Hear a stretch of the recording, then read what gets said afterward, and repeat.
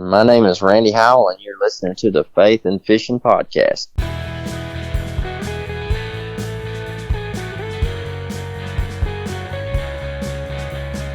Welcome to the Faith and Fishing Podcast, where every episode I'll bring you an interview with a member of the fishing community, and they'll be sharing their faith stories and fishing memories with you. I'm your host, Cam Steele. Hey y'all, welcome back to the Faith and Fishing Podcast. Before we do anything else with this episode, I want to invite you to pray with me for our brother Robert Shore. Robert was a guest back around Christmas time of last year. He is the author of Amal the Thirsty Gamal, the children's book. And I'm recording this Sunday night. Yesterday, Robert lost his wife, Sherilyn. So we are going to pray for him real quick and his family, just for some comfort and peace, and just would like to invite you to join with me in prayer now. God, thank you so much for Robert and his family. Thank you for the time that they got to share with Sherilyn. I know it means the world to them, and she meant so much to so many people.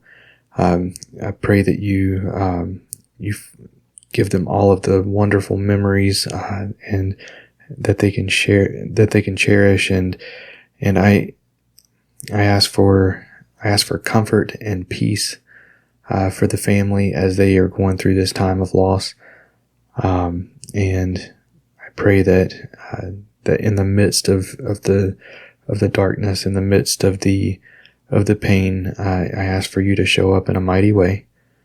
Thank you that Sherilyn is no longer having to struggle, is no longer dealing with the pain and the sickness that she was going through. And again, just want to say thank you, and want to again just ask for that comfort and that peace that you alone can give. God, it's in Jesus' name that we pray. Amen. All right, so yeah, like I said, welcome back to the Faith and Fishing Podcast. We have a jam-packed episode this time, where we're going to be talking with Tyler Daniels of the Fishers of Men Tournaments of Central Ohio. We're going to talk something that I would have never thought about until it actually happened on Learn From My Mistake. What might be the best kayak cart on the market in the product spotlight, and on What You're Reading, we talk about a book that's a little different than what we normally talk about. Before we get into all of that, though, I do want to go over some housekeeping things. First, I want to say thank you on behalf of That Bass Fishing Dude to everyone who donated and helped out with the Autism Awareness Campaign for Austin's Autistic Adventures. If you didn't get a chance to hear him on the podcast, make sure you go check that bonus episode out. Even if it's too late to donate through the campaign or buy a shirt, it's definitely worth a listen because he's a really awesome guy with a lot of awesome stories. I did get a chance to do some fishing the other day. I went out, and while bass fishing, I got on a good crappie bite. This happens to me a lot on this lake on this time of year. I don't know what it is, but I always find the crappie and whiff on the bass. I did mess up on a few things this trip, but the one that hurt the worst was that I lost a $300 setup. Now I know what you're thinking. What about Save Your Outdoors? Well, it went off and I got it back, and then it happened again, and as far as I know, I am now the only one clumsy enough to lose the same rod twice in one day. I searched for a little over an hour, but I didn't come across it. Without the spring to push the float out, I guess it landed in such a way that it wasn't going to float back up. Oh well, I hate losing stuff, but the worst part was that I let it eat at me and ruin my day, and that hour of searching and not fishing just kind of sank my day. So I also wanted to talk about the Patreon page. The Patreon will still be up if you want to support the page, and you will still get early access to guest interviews before they come out. But it is not the only place to see videos anymore. After the episode airs, the interview will also be available on the YouTube channel. So if you want to see the gear that Dan Flowen is showing when he's talking about grouper fishing, or see the autism awareness shirts from That Bass Fishing Dude, you can do that even if you're not a patron on Patreon. If you want to support the podcast monetarily, though, do go over to patreon.com/faithandfishing, and like I said, to say thank you, you will still get early access to those videos. Alright, let's take a quick break and jump into our first segment, Learn from My Mistake. Atollas, based out of Charleston, South Carolina, is an eyewear accessory and gear company focused on enhancing your time on the water. Their floating sunglass retainers are the most technically advanced around. Over 5 years of engineering, testing, and exhaustive feedback from paddlers, anglers, and watermen have resulted in a patented design in a class of its own. They're incredibly light and comfortable, built for durability, sport a sleek, minimal design, float virtually all brands and models of sunglasses, and they're backed for life. So if you break them, Atollas will replace them. No questions asked. Whether you're fishing, kayaking, or boating, Atollas will save your shades from the dream. Head on over to atollas.co to check out their gear and use promo code FaithandFish15, that's Faith the letter N, Fish the number 1, 5, at checkout to save 15% on your order. If you're looking for a photographer in and around the Raleigh, North Carolina area, the one I recommend you go with is Summer DeSalvo. Whether you're looking for family portraits, senior pictures, or business headshots, Summer's got your back. She's done family portraits for us and even a kayak photo shoot for me, and I have to say she's really fun to work with, goes above and beyond to get her shot, has a really fast turnaround time, and most importantly, takes amazing pictures. Check out her portfolio and pricing in the All Things Faith and Fishing link in the show notes, or go straight there at summerdesalvophotography.mypixiesite.com. That's summerdesalvophotography.mypixiesete.com.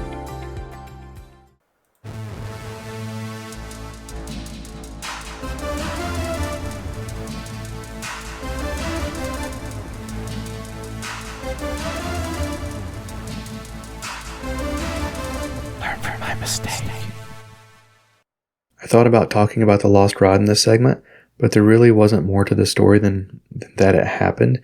And we've already talked about losing rods in this segment, if I remember correctly. There was some mindset stuff that I could have talked about, I guess, but it still didn't really feel like it fit. This is what I decided to go with because until I made this mistake, I never would have thought about it. Don't cut your fingernails the morning before you go fishing. I cut mine before I went out last weekend, not even thinking about it. Now, I typically keep my fingernails really short, so to begin with, whenever I cut them, they're really short. I didn't notice it at first, but then I tried tying a knot. It took me a lot longer than usual because I didn't have anything other than my big sausage fingers to grab a hold of the line. I never realized how much I use my fingernails when fishing. It blew my mind. Tying knots, threading line through guides, threading line through hooks, all of that was more difficult. It really didn't make anything unbearable, well, with the exception of one thing. But it did make a lot of things really annoying. What was that one thing? Picking out a backlash. Oh my goodness. Y'all want to talk about impossible. I had one from a ridiculous skipping attempt that I shouldn't have tried, that I did finally manage to get out, but I hit the bridge with one cast and I had to give up on getting that bird's nest out. So if you were like me, and you would have never thought about it, do yourself a favor, remember this podcast and save yourself the headache. Alright, let's take a quick break and turn on the product spotlight. Get Outdoors Pedal and Paddle in Greensboro, North Carolina offers a wide range of products and services designed to help protect the environment and enhance the time people spend enjoying the outdoors. With an expansive year-round inventory of kayaks, SUPs, bikes, kayak fishing accessories, paddling clothing, biking accessories, and more, Get Outdoors has established itself as one of the top paddle sports and biking shops in the Southeast. They also offer a wide range of kayak safety and technique courses to get you comfortable in your new boat. They'll even get it rigged up for you. Stop by the shop in Greensboro, North Carolina, or check them out at shopgetoutdoors.com.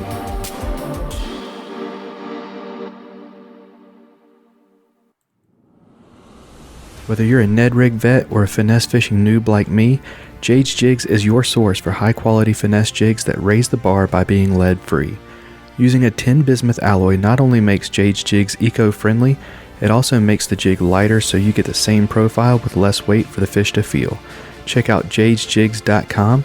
That's JADESJIGS.com to see their full lineup of jigs, styles, and colors. And since you're a Faith and Fishing listener, you can save 10% on your order by using promo code FNF10 at checkout.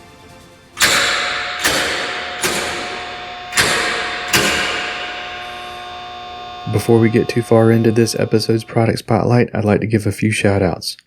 First, I want to say a big thank you to Get Outdoors Pedal and Paddle, because without them, this product spotlight would not have been possible. Next, I wanted to shout out Brad Hicks and this episode's guest, Tyler Daniels, because a while back I asked for recommendations in the Faith and Fishing Facebook group about a kayak cart, and both of them put this one at the top of their list for recommendations. Last but certainly not least, I want to shout out Nicholas Beltran, because he did an unboxing assembly video of this cart on his YouTube channel, Tackle Fishing Adventures. I highly suggest you go check it out and the rest of his content out, but that video was a big part of me wanting one. Without further ado, this cart is the Wilderness Systems HD Kayak Cart. Man, what an upgrade. This cart is a beast. So let's start with the things I like about it. First, like I said, this thing is robust. I mean, it is solid. It's so sturdy. One of the problems I've had in the past was the cart's just not holding up, and I have no worries about this one at all. Next, it's really adjustable. It has 2 vertical positions, and the horizontal position can be adjusted as well to fit whatever kayak you have. Most importantly, it's so easy to load my kayak up. Before, I could never get the cart straight under the kayak, and the kickstand would fold up, and it was just a headache.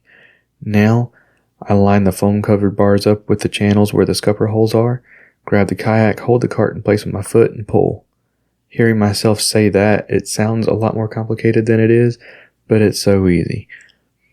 It also comes with 2 straps to hold down the kayak, so it's not going anywhere, even on bumpy terrain. The wheels are not pneumatic, so I never have to worry about a flat tire, and it was extremely easy to assemble.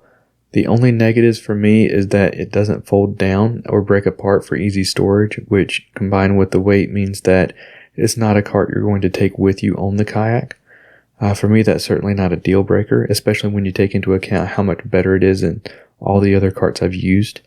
But yeah, I will leave links in the show notes, so make sure you check it out or go to shopgetoutdoors.com or stop by Get Outdoors Pedal and Paddle in Greensboro, North Carolina to pick yours up.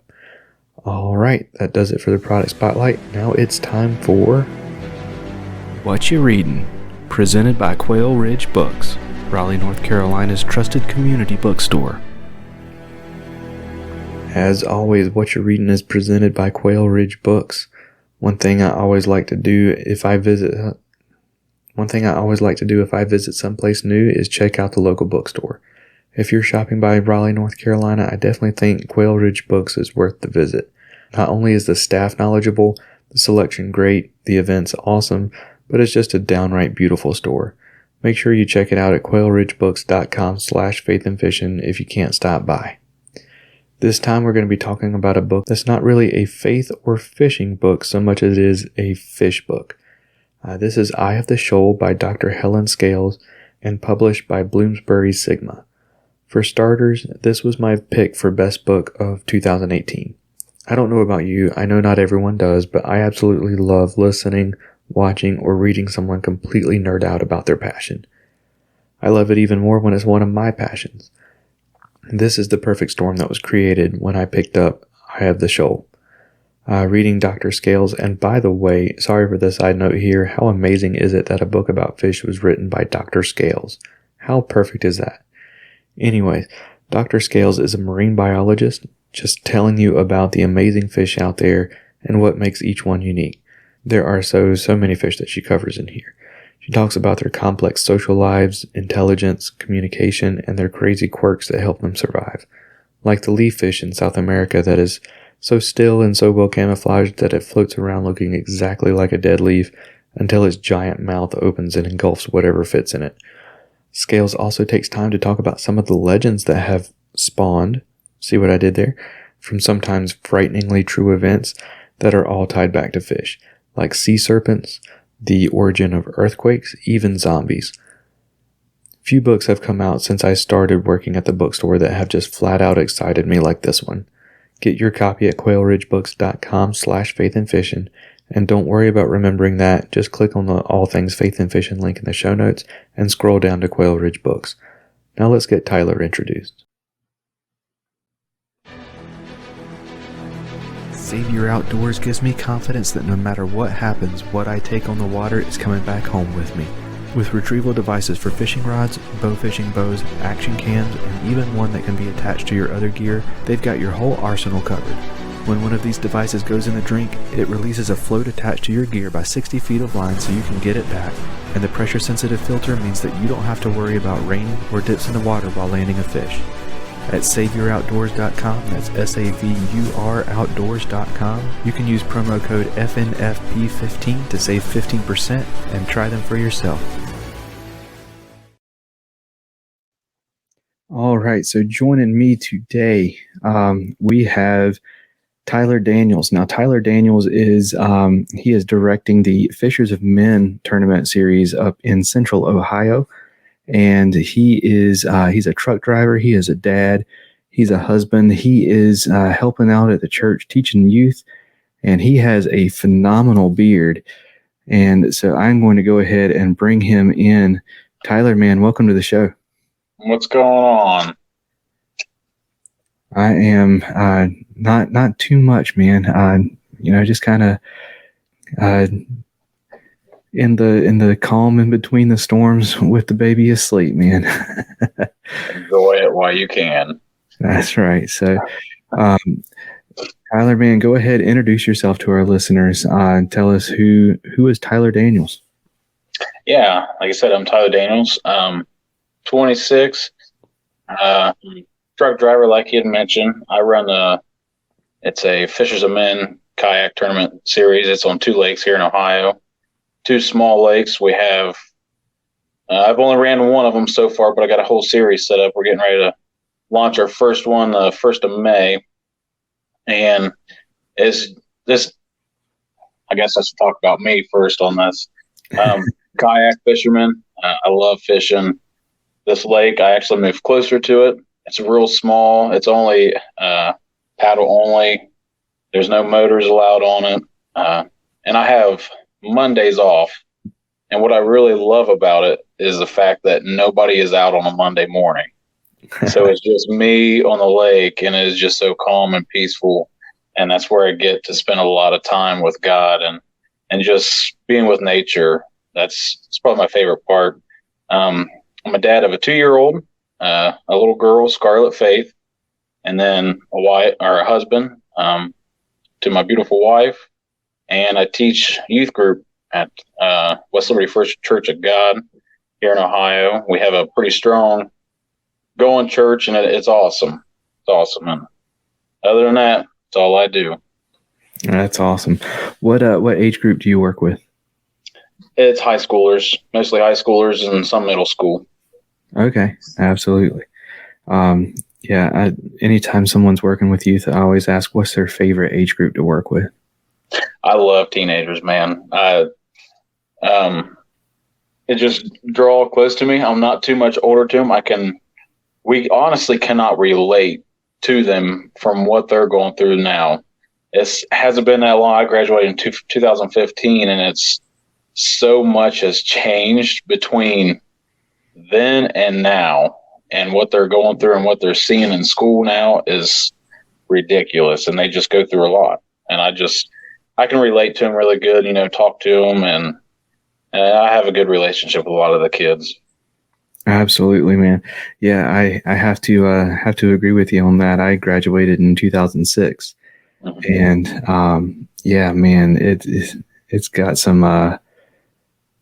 They go through things that I didn't even know existed back then. Yeah. So yeah, for sure. So yeah, and so tell us a little bit more about the Fishers of Men series. So, what made you decide to start a tournament series? Yeah.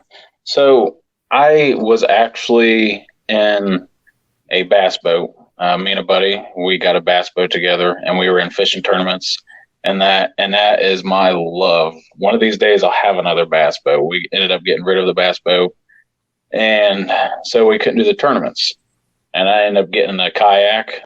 Actually got one given to me by a guy. And I started going out on that and I got another kayak, a bigger one, and got out on that. And I was really loving it, but I was missing the tournament, like going out on tournaments and doing that stuff. And there wasn't nothing really close to me. And I kind of thought it would be a really good idea to have a tournament for this Fishers and Men's series because it's real close to me. And there's no motors on this lake. And I think next year I'm going to expand on that. But the draw to this is Fishers of Men. Man, I'm just sharing the gospel is a part of my life, as part of being a Christian. It's what we're supposed to do. It's what Jesus Christ has told us to do. So getting out and actually sharing that and having fellowship and bringing people closer to him and bringing people to him. And I can't wait for the day I feel like God's maybe putting it on me that we'll put somebody in the water that, on one of these tournament days. That would just be a dream come true for me, just being able to get down there in the water with them. But that's what it's about, man. It's not about, honestly, the tournaments. Like I said, I still love it. But I kind of threw it because there's none around here and it's a way to reach people. So that's what it's all about. So that is what it is all about. Let's talk about how somebody wants to fish one, or the series. How do they do that? So we got a Facebook page. If you just look up Fishers of Men Kayak, Central Ohio, you can find our page on there. It's pretty easy. You can message me on that. I got a tournament set up on Tourney X, and it's FOM, Fishers of Men. If you just look that up, it'll have FOM 1 through 6, and you can sign up there and do all the tournaments, or however you want to do it, however many you want to do. Okay. And is there any kind of like a angler of the year or anything like that yet? Or well, I'm trying to get that together. I really want to do that. I've only ran one tournament before, and it ended up being really good. And this year I'm going to try to do it, but buying a house and everything's been pretty crazy. So if it doesn't happen this year, it's definitely going to happen next year. But We're trying to pull that together, get a couple more sponsors to jump in and whatnot and help out. So it'll happen eventually. I don't see this tournament series going anywhere. So that's awesome. So you said there are six tournaments this season? There's 6 of them. Okay. And they're spread out once a month? Once a month. Yep. We have a couple of them on Sundays and a couple of them on Saturday evenings. So the two, I think it's July and August maybe, or it's August and September. They're Saturday nights in the evening, kind of a little bit cooler, not too bad. So that's cool. The night fishing even evening fishing isn't really something that you get to do a lot during a tournament, and it's one of my favorite times to fish. That as the sun is setting, absolutely, that's my favorite time to really get out there. Morning is great, but there's something special about watching the sunset. Watching, I call it the shift change. Yeah, in nature, where the diurnal stuff starts going to sleep and the nocturnal stuff starts coming out, and I love it. But yeah, so what does it cost to fish a tournament?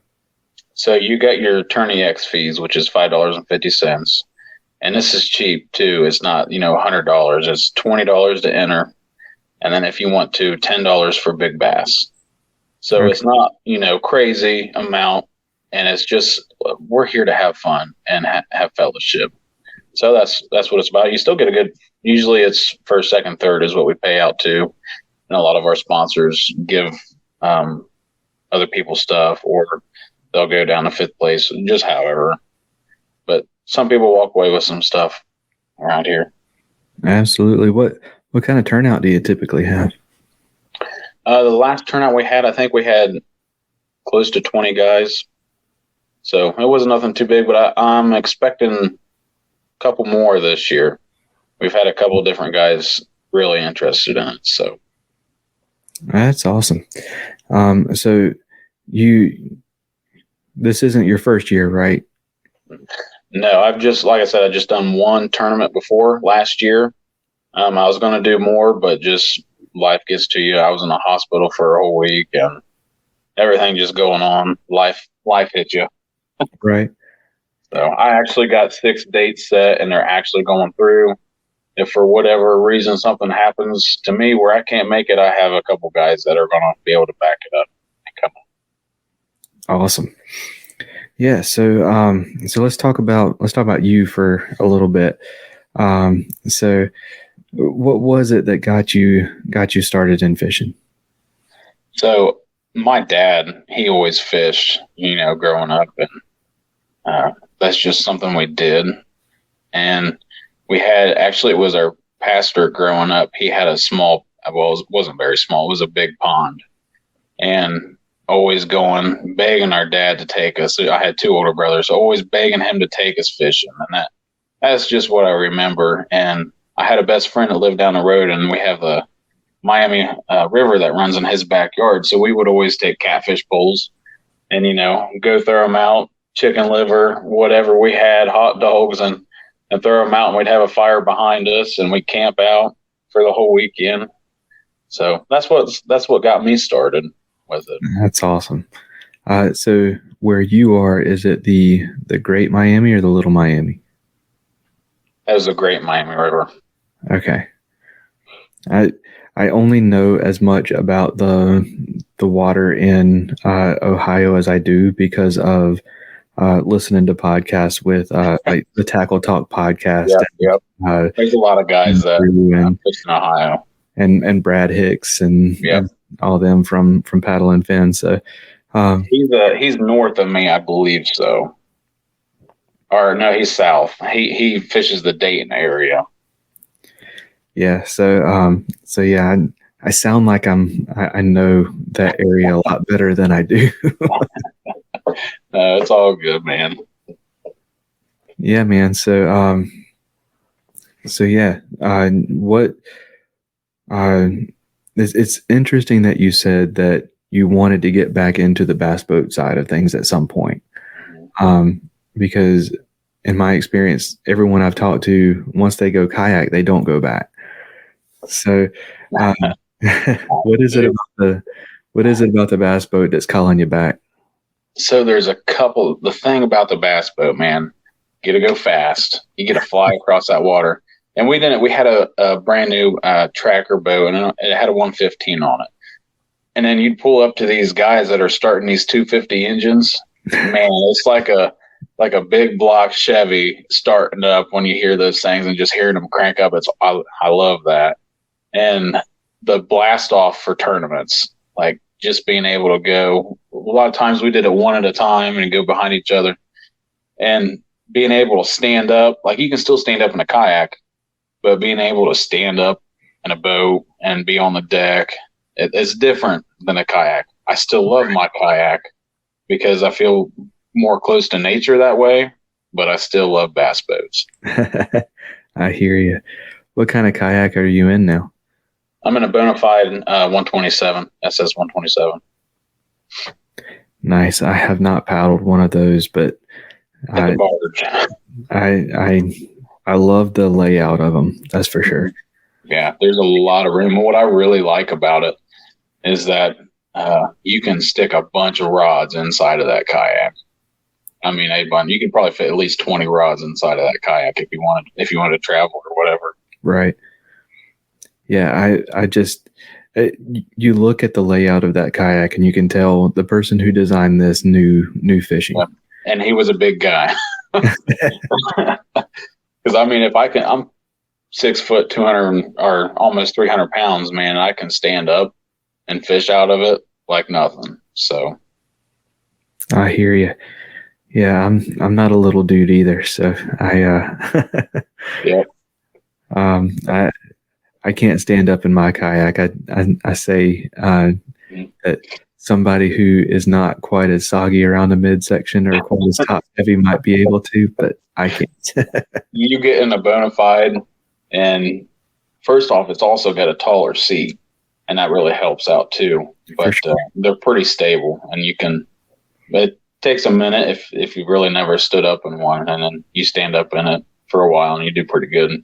Right. So Yeah, I can stand up in mine if I've got a stand assist strap tied to the front. mhm. But once I get up, I can't let go of the strap. Now, my first kayak was an Ascend. It was the 12T, and I would not stand up. I've never stood up in that thing, and I wasn't going to try.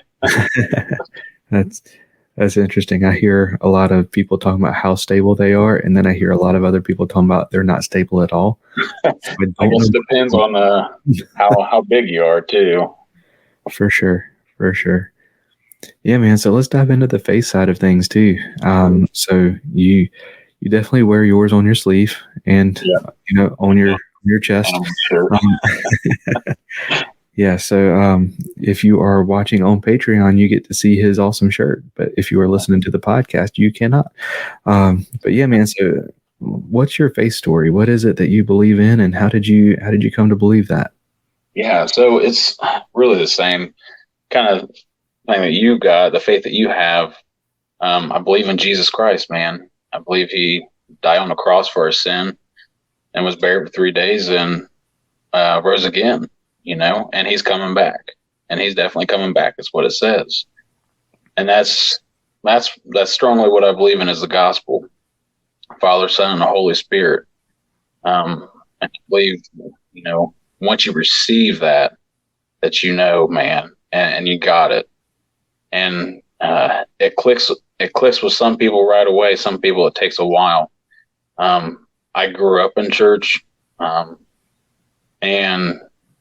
I was really good until I turned 18, and then once I hit 18 for a couple of years, I got out of it. Did the partying and drinking. I smoked a little bit, thought I was cool. 18 years old, did what I want to do. Nobody's going to tell me different. And got with my wife now that I have. We've been married. I think we'll be married for 5 years this year. And we drove by a little church on a Sunday morning, and we said, it starts at 10:15. It was about 10:30. We drove by. We were like, well, we'll go back here next week. And we did go back next week and just took off from there. We got into that church, got embedded in that church, and in that church building, because we are the church. And so that's where we started. We were going to that one for a long time. Really enjoyed it. Enjoyed the people. And then my brother and a couple of guys I worked with was going to this other church in West Liberty, and they had a men's group. So we started going to that, or I started going to that on Sunday nights, and the men there was so strong. It was unreal. Like, their faith was amazing, and it was awesome. It was really good. So eventually I started going over to that church, and my faith really took off from there, and it just grew stronger and stronger and stronger. And nothing against the other church, because it was awesome people, and it really helped me out. So yeah, that's where I'm at. That's awesome. So, what was it about that one church that while y'all were driving by that drew you to it? Dude, I really don't know. We talked about going to church, and we just seen it, and it's actually an old skating rink.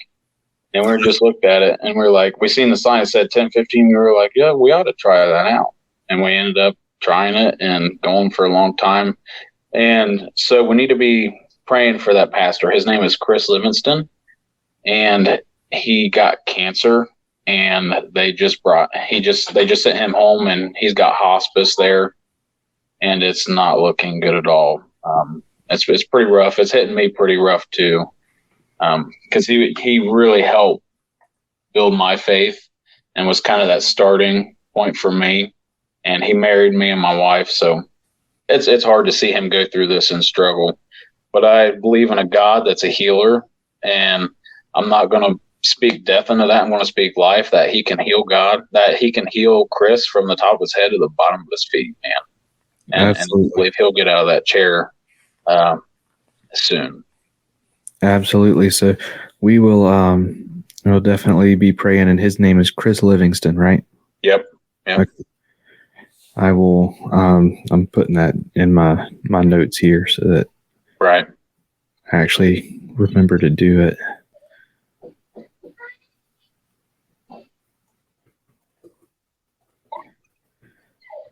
But that's something that I talked about with I think it was with Mitch, who is the director with CCKF. A lot of times we tell somebody, "Oh yeah, I'll pray for you," and walk away, and that's the last time you think about it. So you do it right there. I'll pray with you right there, or if for some reason that's not an option, I'm going to write it down so that I remember. Yep, yeah. And that's one thing that's really different about this church, man, that I've been going to, and it's opened my eyes, is that if we come across that person, like you said, most of the time people will just say, "Okay, I'll pray for you," and then they just go on. Well, we're called to be different, peculiar people. And that's where we stop and we take the time. Nothing's more important in that conversation with that person right in front of you at that very moment. You know what I mean? And we can have an intimate relationship with Jesus Christ that they can see that through us. You know what I mean? And we just pray over them right there. And like the healing, if I pray for somebody, I believe that they're going to be healed. So that's just how we are. And we're just a little different. Yep, absolutely. Yeah. That's a powerful statement that you said there. I heard a pastor say one time, that whenever you're praying for something, you shouldn't be begging. You should be believing. Yeah. And yeah, that's a great example that you just said. Whenever you're asking for healing, if you're believing that person's going to be healed, it's a much different prayer than whenever you're begging. You don't believe that's going to happen, but if you ask enough times, maybe it will. Yeah. So yeah, that's a profound and powerful statement. But yeah, man. So you're working with high schoolers in the youth group. Mm-hmm. What made you decide to start that? Because I've been a youth pastor, and I have asked many people if they would help out with the youth group. I know what that looks like, and I've gotten many different answers whenever I ask that.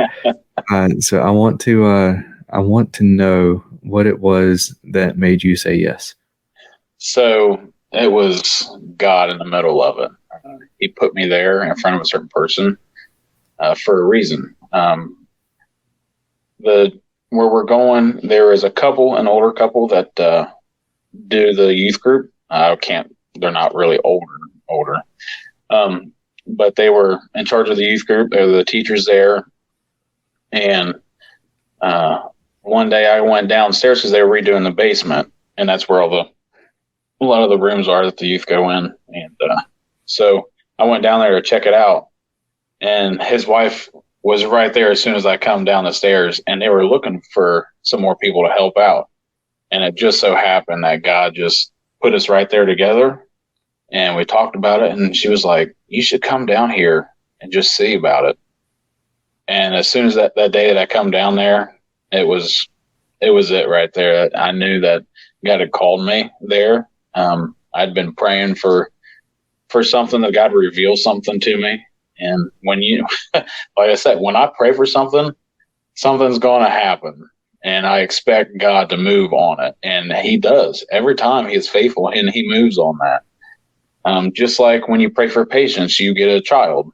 So that's just how it went about. And ever since that day, I've been helping out and teaching and doing that. And I think what I try to do different when I teach is visuals. Visuals are my thing. Like taking them out and doing stuff, or bringing stuff in and showing them. Like we just did Fishers of Men a couple weeks ago. And so I brought in a full arsenal of all my fishing stuff, everything but the kayak. So and it gives them that image in their head that they may forget about it for a couple of years, but something's going to show up in their life and they're going to be like, I remember this. Right. You know, and they're going to have that memory of it. So that's what I love about it too. Absolutely. And if there are youth pastors listening, that is phenomenal advice right there. Get them interacting. Well, I just, in terms of asking for volunteers. Yeah. If you've got someone who's on the fence, invite them just to come. They don't have to do anything. Just come and sit in the room and let God do the rest. That's phenomenal advice. And I would say get on a personal level with them. Like most of the time I don't stand up and talk to them. We get in our tables and I sit down and I usually go around the table and ask each person, how are you doing? What's going on in your life? Get that personal, relationship going with them. Let them know that you actually care and that you actually love them and that you want to know how you can help them or you want to know about their life. Absolutely. Just knowing that someone's there for you makes all the difference sometimes. Yeah. Mm-hmm. Yeah, man. Let's see. I think we've touched on pretty much all of you, except the truck driving. Now, I don't know much about driving a truck. At least not that kind of truck. Right. Do you deliver for a particular company, or are you? Yeah. So I drive for Walgreens. I deliver to Walgreens stores. So it's not a whole lot of. I mean, it is truck driving. I got to go to the stores and whatnot, and it's a pretty physical job. I unload a trailer by hand. Each piece, I don't get, dollies or nothing like that. It's a full trailer, boxes and totes, loading it and unloading it all day long. But it's a good job. God has completely blessed me with it. I love it. And so I can't be more happy about it. That's awesome. Are you delivering to Walgreens all over the country, or? Just in like South Ohio, Northern Kentucky, just those areas mostly. Okay.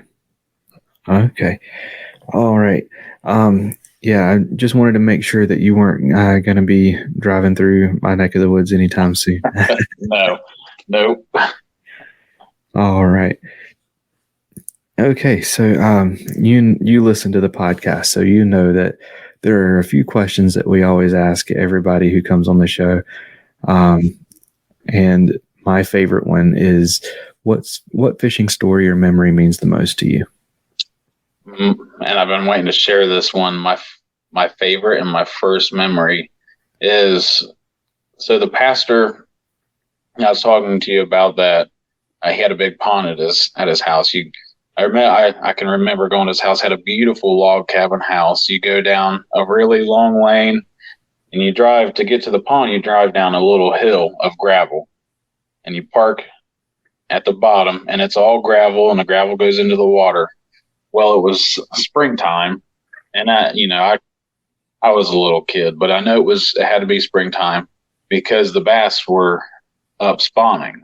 Well, I mean, as I can remember now, they were up spawning because they were shallow. And you can see two of them, two bass at the edge of the water. And my dad said, do not cast over. He said, be real quiet. Don't cast over. So what did I do? I went and got the fishing pole and cast it right there. And I caught one of them. And, I thought it was like a 10-pound bass, being so young. I'm sure it was like 2 pounds, but that is really the first memory, and like the best memory I have is me and my dad having that. And a lot of people won't agree with it, but I don't care. It helps your water systems. We took it home and ate it. That's awesome. Yeah. A lot of people, you're right. A lot of people don't. Mhm. I don't, I don't do it much just because I don't like cleaning fish and my wife doesn't like eating fish. So it's not worth it for me, to do it that often, but I do enjoy it. And, you know, I never eat the bigger ones just because one, you want those genes to stay in the lake, but the bigger they are, the worse they taste. So, I mean, Mhm. I, Right.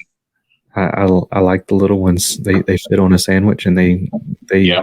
haven't gotten all bland and mercury filled. So, Right. Yeah. No. So a lot of people don't realize it, but like the lakes around us, they have a lot of smaller fish in them, and they're not the greatest lakes, but we only catch like a 10% of the bass in the lake, period, and a lot of lakes. So taking some of those out is not bad for the habitat. And a lot of people think, oh, we don't need to keep the bass. So I'll keep the bass in there. It's not going to hurt anything to take some of the bass out, just like the crappie. The crappie reproduce like crazy, so don't the bass. And we eat crappie like crazy. At least I do. yeah, for sure. And another thing that gets me is, that there's only so much food to go around, and if like once you reach a certain bio load in a system, because so I'm going to nerd out here. I'm just going to Go for it. nerd out. So I've been studying fish, mostly for aquarium stuff since I was like 6 years old. So, Right. I in any ecological water system, you have what's called the nitrogen cycle, and so when fish produce waste, it's mostly ammonia, and so there is bacteria that breaks that down into nitrite. Now, nitrite is still toxic to fish and everything else that lives in the water. So there's more bacteria that break it down into nitrate. So nitrate is in small doses, it's not as harmful. Now, Right. once you reach a certain point, that those nitrate levels spike Mhm. and become harmful to the ecosystem. So you got to keep that bioload at a certain point. Now, in these really big lakes and everything, you're probably never going to reach that point. Right. But especially in smaller ponds and stuff, once you reach that point, everything gets stunted. And so like it's actually, if you're arguing this on behalf of the fish, know that once they get stunted, their internal organs continue to grow, but their body doesn't. So they end up dying a very painful, slow death. It's kind of graphic there, but Take them out while you can. so it's actually a lot more humane just to put them on the cooler and fry I'm them. okay with that. But yeah, whenever you have a healthy ecosystem, and a healthy ratio of bait fish to bass and bait fish to predators, that's whenever you end up with these systems that can produce really big fish, and a number of big fish. So, yeah, that was my little soapbox nerd out. Hey, I learned something tonight, so that's good for me. But yeah, so whenever you're out fishing with somebody, man, what are you talking about? What is your typical conversation centered around? Well, it depends on who I'm out with. I got a couple of buddies that I go to church with that I'll get out with every once in a while. And, we just talk about the goodness of God and what he's doing in our lives. And there's a couple guys that I'm that I'm reaching out to that I'll fish with. And a lot of times we just talk about fishing, what's going on, in our lives. And I always try to throw stuff out there, just when I can. But, I don't want to set them off, because I can set people off real quick by just going nerding out in the gospel with them. And I could push people away really quick. So I'm just a down to earth person, and we just talk about whatever comes up, and usually not the fish sometimes. I hear that. All right, man. Well, that we have a segment that we do with all of our guests. So it's called What's Your Favorite? It's self-explanatory. I'm going to ask you your favorite in a few categories. So I think you may have studied up and are ready for them, but so let's get started with what's your favorite scripture? My favorite scripture, which is what I got right here, is Romans 1:16. For I am not ashamed of the gospel of Christ, for it is the power of God to salvation for everyone who believes, for the Jew first and also for the Greek. And I'm going to go to 17. For the righteousness of God is revealed from faith to faith, as it is written, the just shall live by faith. I'm unashamed of the gospel, man. So I'm just going to go and preach it into the world. That's awesome. And what about a particular story from the Bible? Is there one of those that's your favorite?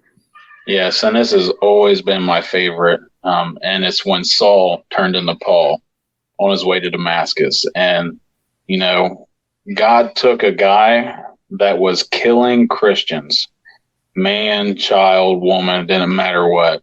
If he wasn't abiding by his, what they believed in, you're getting killed. And for him to blind that guy and turn his life around and write half of the New Testament of the Bible, he can use you and anybody. It doesn't matter what your background is, who you've killed, what drugs you've had, what women, men you've slept with, doesn't matter what. He can turn your life around and use you. That's awesome. Yeah. I love that the Bible does not shy away from the past and the unpleasant and the ugly of the people that are used by God. Right. The writers could very easily have left that part out, and they didn't. And right. I love the fact that they didn't, because without that, it would be even more intimidating than it already is. Right. Yeah, man. So what is your favorite fish to catch? My favorite fish to catch is bass. So, well, take it back. It's a toss-up between largemouth and smallmouth, man. The first smallmouth I caught, it was in the little Great Miami River, and it come up. I just about lipped it and swam back down and broke my combo in half. And they just fight so hard, and it's a lose rod and reel, so they replaced it for free, and they just fight so hard, and they're so fun to catch. Awesome. Now, what about a favorite fish to fish for? Bass, definitely bass. Now, is there a particular one or the other for smallmouth and largemouth? Not really.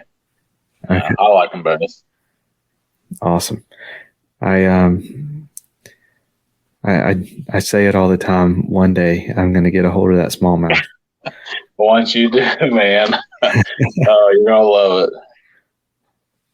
It's probably a good thing that I haven't yet, because I live so far away from them. But you'll be chasing them. What about your favorite fish to eat? Crappie, no doubt in my mind, and I will give you my secret recipe.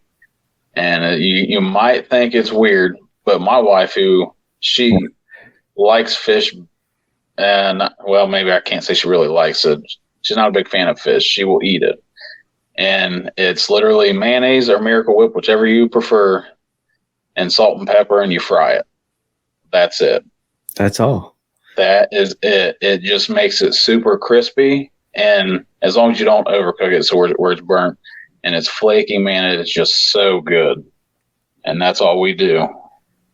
Absolutely. I might have to share my recipe at some point. I don't know if I'm ready for that yet. But yeah, I don't care. Mine's so super simple, and it was actually I did it on an accident. Like that, I was actually supposed to add flour after you put it in like sour cream. You can put it in sour cream too, and do it that way. So you put it in one of those, and then you put flour on it, and then you can fry it. But I just did that, and it without anything else on it, and it just had a super thin, crispy layer of it, and then it was the fish, and it just was very good. I hear you. Yeah, mine's a little bit more to it than that. It's you use the dredge and the egg wash, and then the breading. But I make the breading with I crush up Ritz crackers Mm-hmm. and put lemon pepper and garlic powder in it. And Yeah.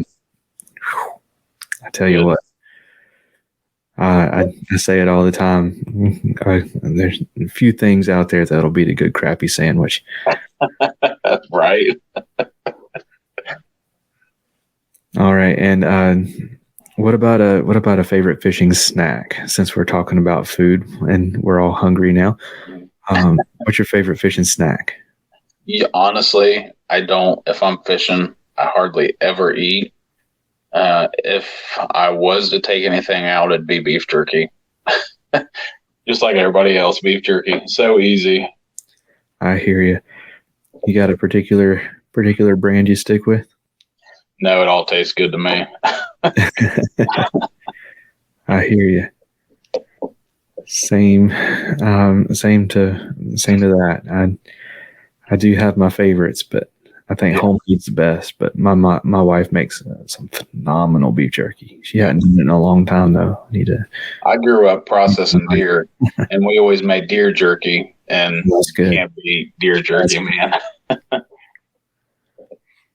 All right, and what about I don't need GPS coordinates or secret spots, but what about a favorite body of water to fish?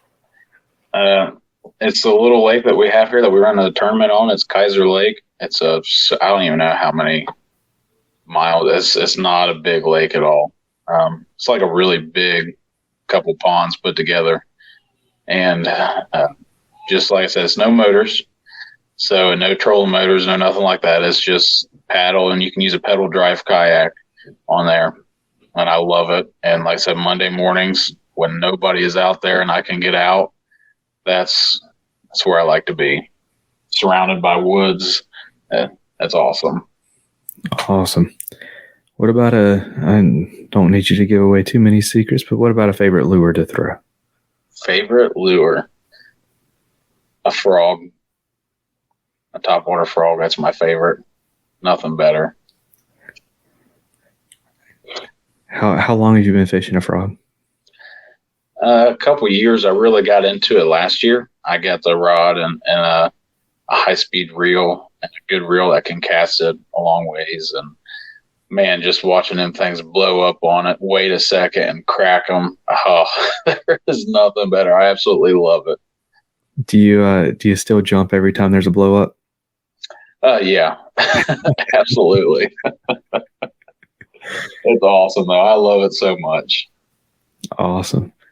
And last but not least, man, what's your favorite time of year to fish? Favorite time of year? It's hard for me. I love the springtime because it's a lot easier to catch them, spawning and whatnot. But I love the fall time because of God's creation and the weather that it gives us, and the trees turning colors. Is especially out on that lake on a Monday morning, or in the evening when there's not a lot of people out on the lake, just watching that sunset over the trees turning colors. I love it. Awesome. Well, we are going to start wrapping things up, man. If you would tell us, what do you have coming up for you? What's coming up for Fishers of Men? All that good stuff. Yeah. Like I said, the first tournament is May 1st, and I'm getting ready for that. I've got my kayak all rigged out. And another thing about kayaks, I want to throw out there, you don't have to go all in on kayaks. especially when you first start out. I think every person that starts out needs a milk crate and needs some PVC pipe. And I think if you go out with a kayak, that's what you have to start with. And so that's kind of what I'm going through, is building my own crate and how I want it. And eventually I'll upgrade. But so that's what's up for me, is just the tournaments coming up real soon. Absolutely. And I want to give you an open floor to shout out sponsors or supporters, anybody you want to say thank you to. Yeah, absolutely. I got you. You're throwing in some stuff for the tournaments for the guys and me, and we really appreciate it. There's a guy here that he makes the jigs I use are the soft plastics for crappie lures. It's Nasty Nate's baits. And if anybody knows about them, they already know that they're fire wherever you go. I use a little, I don't even know what it's called. It has 3 little prongs on the bottom of it, and it's got a red nose and a white body, and they slay the crappie. Everybody who knows him knows that that's the one that's on fire. Lyle's Lead, he actually makes some small jigs for that guy. He makes some good Ned rigs, weedless Ned rigs, swim bait jigs, and everything else. And there's a guy, a little younger kid that makes soft plastic. He makes them for the tournament, Wyatt's Wigglers. And there's also another young lady that makes it. I can't remember her name right now. I need to reach back out to her. But she also makes soft plastics, and I think she's might throw in some stuff this year. So that's who we got. And like I said, I'm not sponsored by much. You know, I'm in it to fish, dude, and to be part of that. So absolutely. And what about social media? Plug the social media for you and for the tournament series and all that. Where can we find you? Yeah, so I'm just on Facebook, Tyler Daniels, and then the Fishers of Men. We're on Facebook. It's Fishers of Men Kayak, Central Ohio. Just add us on or send an invite or whatever for Facebook, and we'll get you approved, and you can look at all of our stuff and what we got going on. Awesome. Well, Tyler, man, thank you so much for coming on the show. I thoroughly enjoyed it and had a blast, man. Yep. Sorry about all the noise in the background. I'm sure you can hear kids crying. Oh, same here. With 30 years of experience of handcrafting lures under his belt, Mr. B of Mr. B Lure Company is making high-quality spinnerbaits, buzzbaits, jigs, underspins, swim blades, and more right here in the U.S. All of his skirts are hand-tied, and all of his baits feature a baked-on powder paint, all metal components, and only Owner and Gamakatsu hooks. All of his baits come in a variety of colors, and if you purchase a bait in the Battle Shad color, 30% of the proceeds go to the Wounded Warrior Project. To see the quality for yourself, go to MrBLureCompany.com, that's MRBLureCompany.com, to place your order and use promo code FAITH, the letter N, FISH, the letter N, POD, 1X10 at checkout to save 10% on your first order. Another huge thanks to Tyler for coming on the show and helping get the word out about the show. We really appreciate it. Tyler's links will be in the show notes, and so will the Wilderness Systems Kayak Crate and the All Things Faith and Fishing link for the merch store, website, sponsor links, and Eye of the Shoal. That's going to do it for this episode. Y'all take care, and God bless.